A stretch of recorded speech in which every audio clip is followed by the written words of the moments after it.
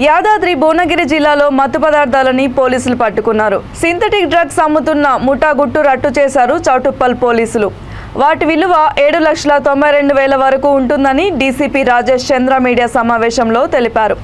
ఇద్దరిపై case నమోదు చేశామని, మరొకరు పరారీలో ఉన్నారని తెలిపారు. గోవా రాష్ట్రం నుంచి ఈ మత్తు పదార్థాలని తీసుకువచ్చి జిల్లాలో విక్రయిస్తున్నట్లు పోలీసులు గుర్తించారు.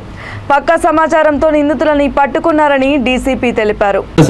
తెచ్చింది కన్సైన్మెంట్ అంతా కూడా not only for Choutuppal, they want to sell in Hyderabad also.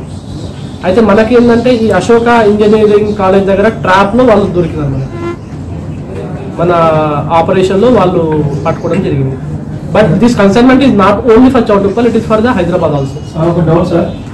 అంటే they are about to go reach college on the వేలో పట్టుకోవడం.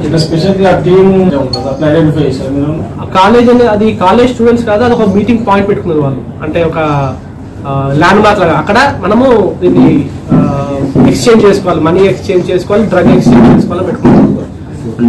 కొంతమంది పేర్లు వచ్చినాయి, అది ఇంకా దాంట్లో వర్కౌట్ చేస్తున్నాము. అండ్ ఇంకొంత నెట్వర్క్ కూడా ఉంది, that we can't disclose in the press, but we are working on that. వాళ్ళు ఎవరు హైదరాబాద్ లో ఉన్నారు, స్టూడెంట్ కాదు.